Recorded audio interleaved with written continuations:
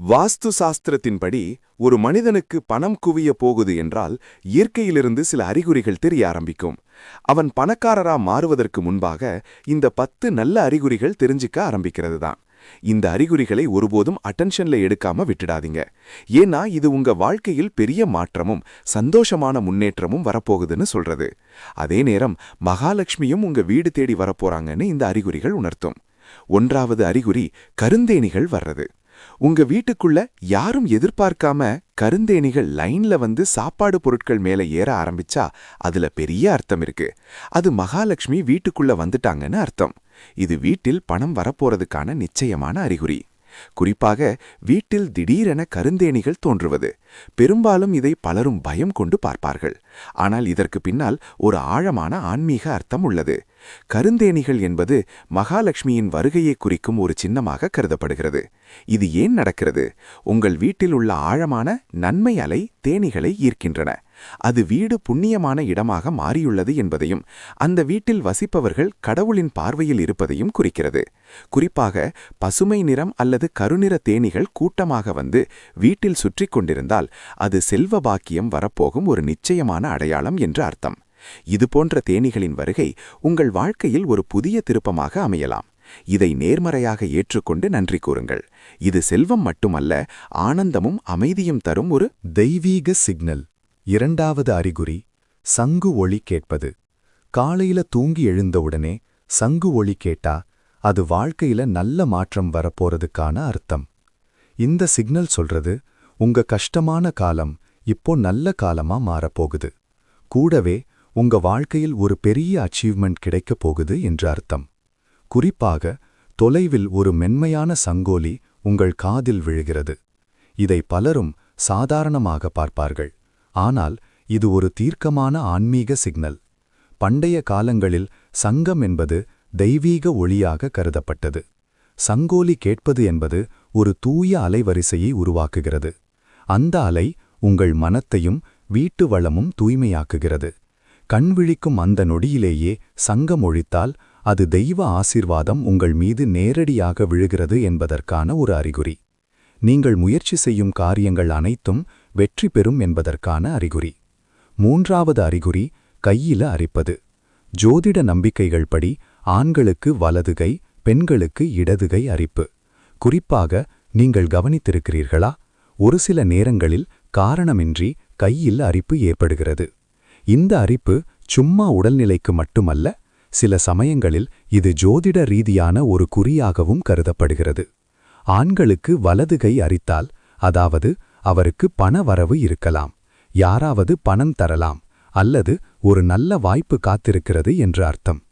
பெண்களுக்கு இடதுகை அரித்தால் அவர்களுக்கும் அதேபோல் பொருளாதார ரீதியான லாபம், புதிய சந்தோஷ செய்தி அல்லது ஆசையுடன் எதிர்பார்த்த விஷயம் நிச்சயம் கிடைக்கும். 4வது அறிகுறி சில்லறை பணம் கிடைப்பது. காலையில வீட்டு வெடியில சில்லறை பணம் கிடைத்தா அது பணம் வரப்போகுதுன்னு அர்த்தம். குறிப்பாக சில்லறை பணத்தை பார்த்தவுடனே சிலர் அதை எடுத்து வைத்துக் கொள்வார்கள், சிலர் அதை தவிர்த்து விடுவார்கள். ஆனால் நம் பண்டைய நம்பிக்கைகளில் இதற்கு ஒரு தெய்வீக அர்த்தம் இருக்கிறது. சில்லறை பணம் ஆன்மீக ரீதியான சிக்னல். இது மகாலட்சுமியின் சின்னம் என்று கருதப்படுகிறது. காலையில் அதுவும் வீட்டின் வாசலில் இந்த நாணயத்தை பார்க்கிறீர்கள் என்றால் அது பணப்புழக்கம் உங்கள் வீட்டில் வரப்போகிறது என்பதற்கான அடையாளம்.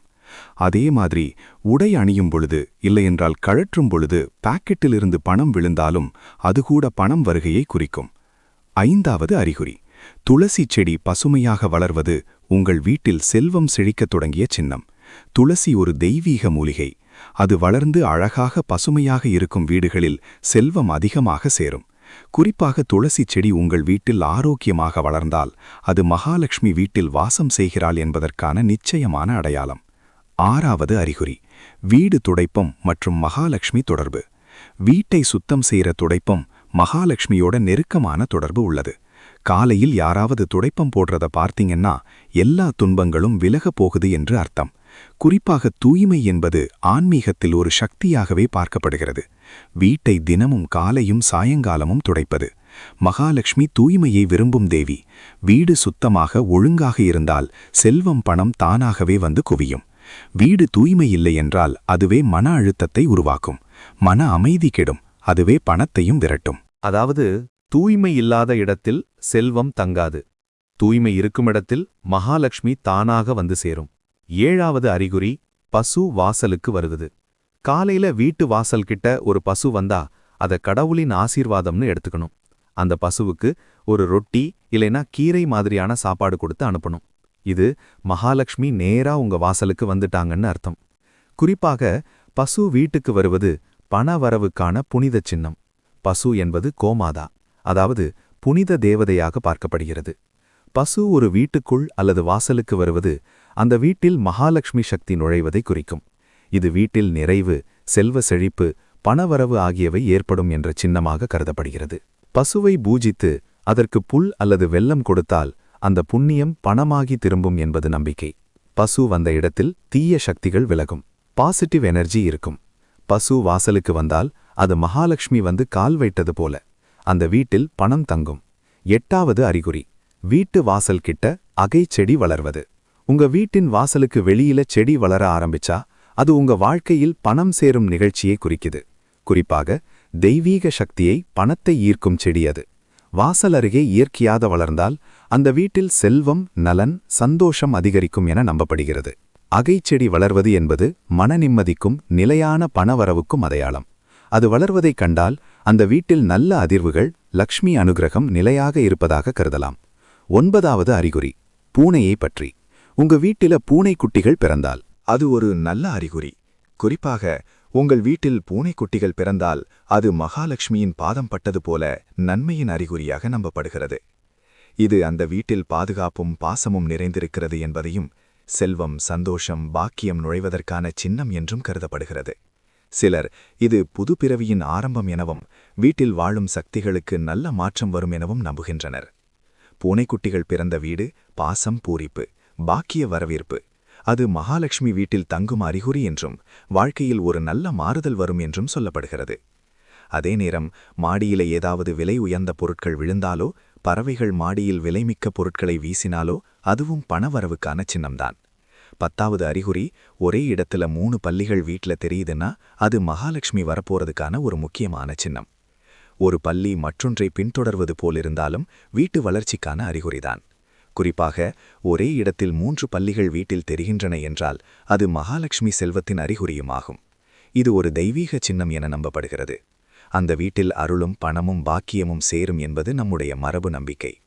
3 பல்லிகள் லக்ஷ்மியின் 3 ரூபங்கள்: அதிலக்ஷ்மி, தனலக்ஷ்மி, சௌபாக்கியலக்ஷ்மி. இந்த சின்னம் தெரிந்ததன் பிறகு வீட்டில் உள்ளவர்கள் எதையும் குறைவாக பார்க்கக்கூடாது, மனமாற நன்றி கூற வேண்டும். அப்பொழுது அந்த செல்வம் நிலையானதாக மாறும்.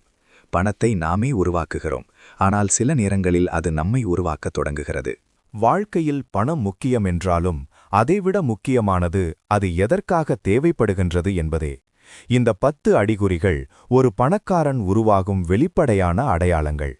ஆனால் அதன் பின்னால் இருப்பது ஒரு நுண்ணிய ஆன்மீக உண்மை. செல்வம் என்பது மனதின் அமைதியால்தான் முழுமை பெறுகிறது. நம்முடைய அறிவால் நாமும் செல்வம் சேர்க்கலாம், ஆனாலும் அந்த செல்வம் பிறருக்கும் பயனுள்ளதாக இருக்க வேண்டும். இல்லையெனில் அது வெறும் சொத்தாகவே நின்றுவிடும்.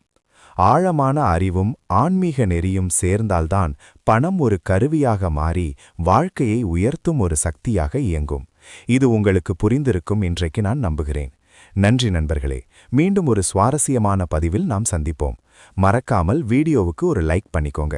அப்படியே நம்ம சிவனே துணை சேனலை சப்ஸ்கிரைப் பண்ணுங்க. நன்றி, வணக்கம். சிவனே துணை.